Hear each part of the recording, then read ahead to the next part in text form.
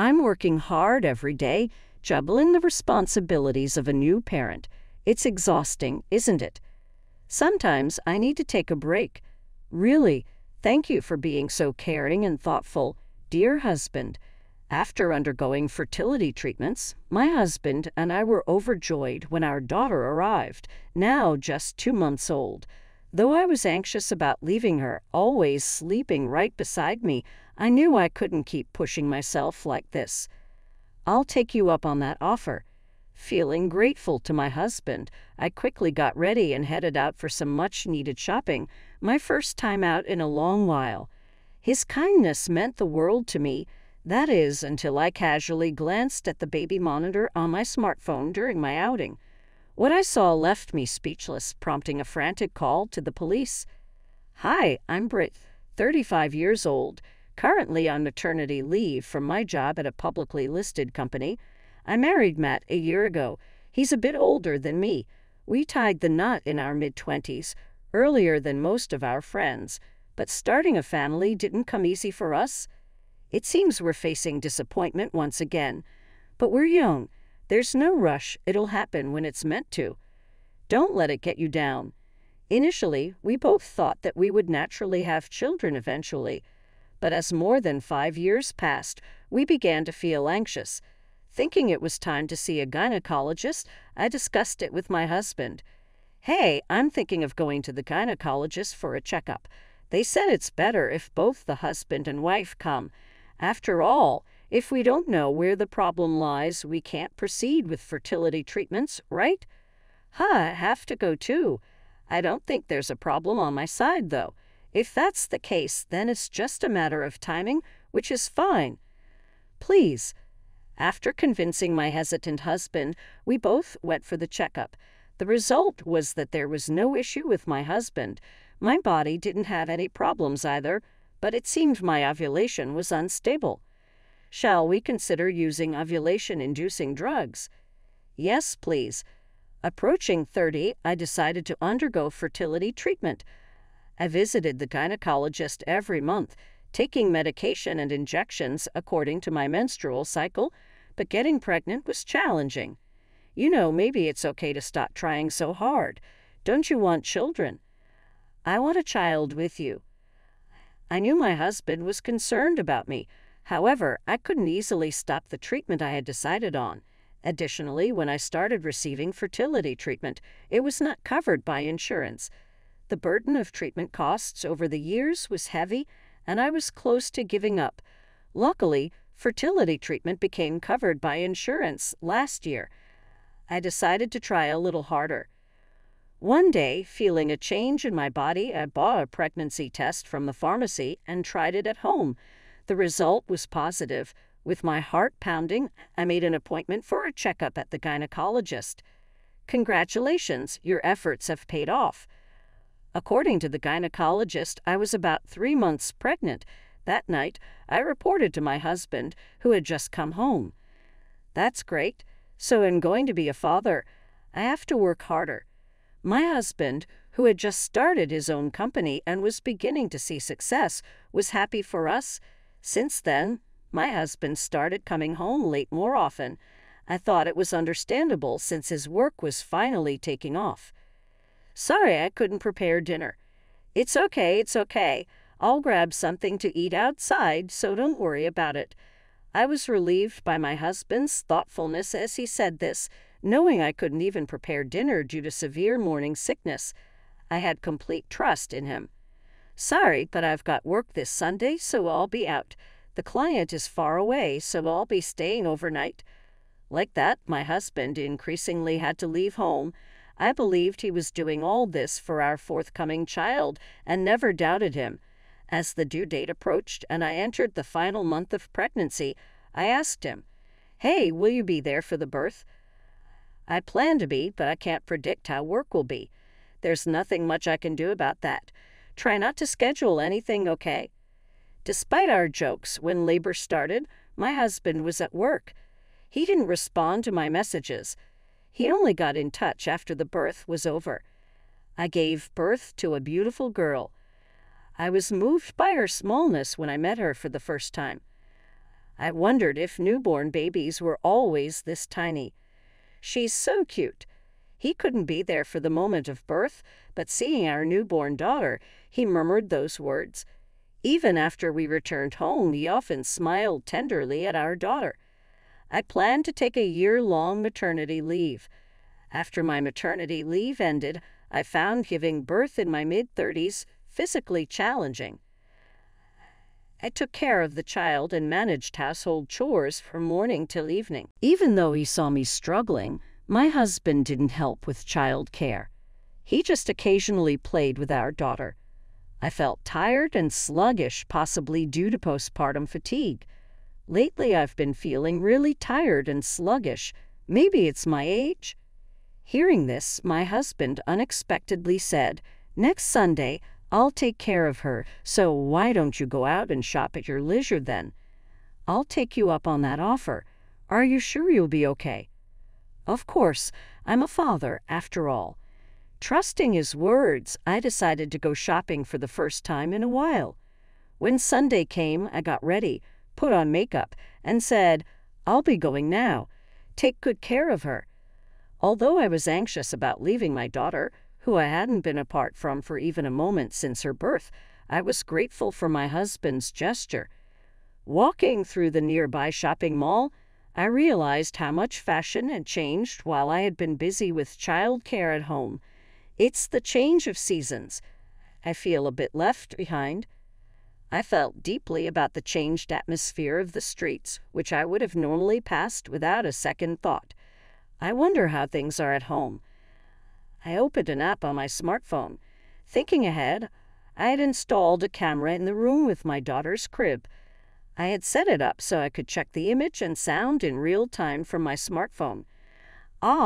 Just as I thought. Can't be helped, though.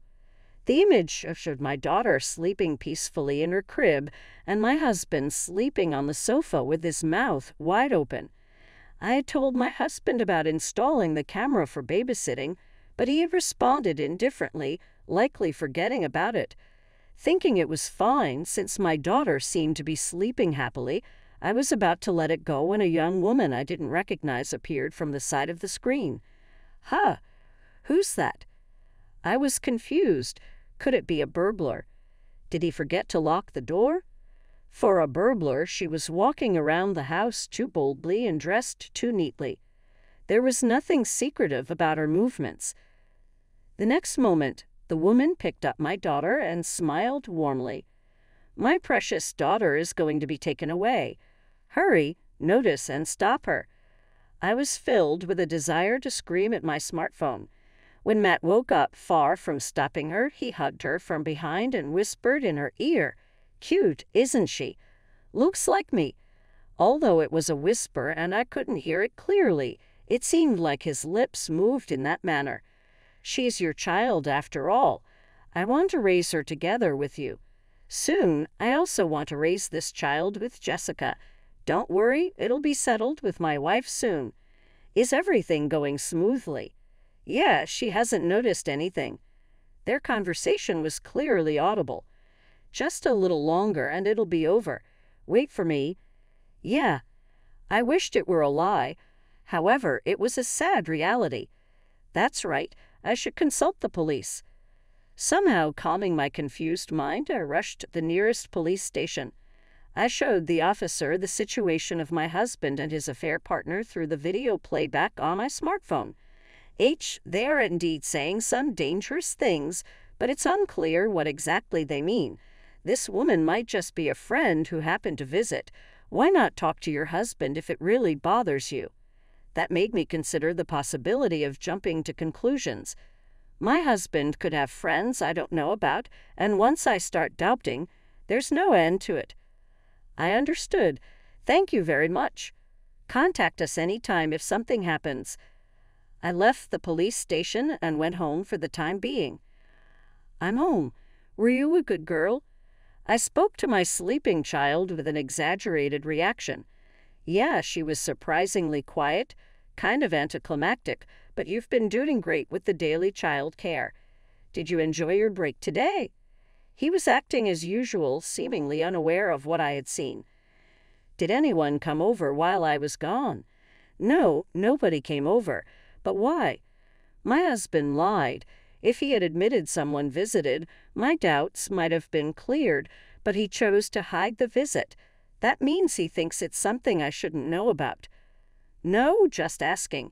It's nothing. I also pretended to be unaware. The next day, after seeing my husband off to work, I rewatched the entire recording I had made.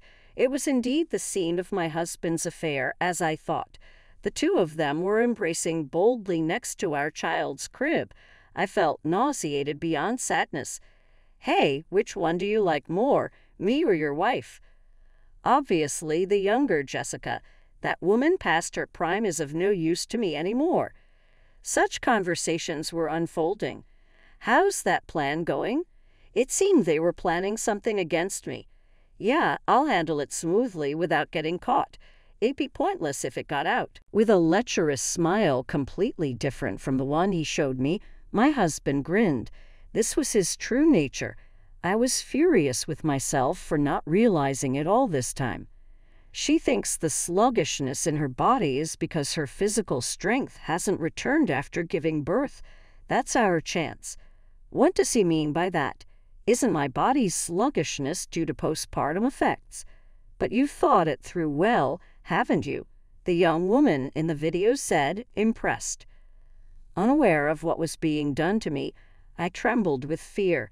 Cautiously, I searched my husband's room, but as expected, found nothing suspicious. Obviously, you wouldn't just leave incriminating evidence lying around. For now, based on the only evidence I had, the video, I decided to hire a detective agency to investigate my husband. It was nerve-wracking to use a detective agency for the first time, but the person in charge kindly listened to my concerns. A month later, I was notified that the investigation was complete. To avoid my husband finding out, I decided to pick up the investigation report myself. The contents of the report left me shocked. It revealed a side of my husband I didn't know. The woman in the video turned out to be a worker at a nightclub, and she was quite popular there. I had never imagined my husband frequented such places. I had always thought he was dedicated to his work since he started his own company. It seems your husband started visiting this club about a year ago, around the time I found out I was pregnant. Indeed, since then, he started coming home late, working overnight more often, and spending less time at home on weekends. He said it was because he was busy with work, and I believed him. Feeling betrayed all at once was frustrating. Also, it appears your husband's company isn't performing well. Hearing this was even more surprising. Whenever I asked, my husband always said work was going well. I decided to play a trick on him the following Sunday to catch him in the act. Then the day arrived. My parents want to see their granddaughter, so I'm going to visit them for a bit. All right, you'll be back tonight? That's the plan. Then I'll prepare dinner tonight. Oh, thank you. What's gotten into you? I know you've been having a hard time with all the housework and child care. I can cook too, you know. If only his kindness were genuine, how happy I would have been. It was clear that once I was gone, that woman would come over. I didn't want to leave my precious daughter, almost 3 months old, in such a situation. I left my daughter with my parents and monitored the surveillance camera on my smartphone. Matt seemed unaware of the camera's existence. Soon, that woman arrived and began getting cozy with my husband on the other side of the screen.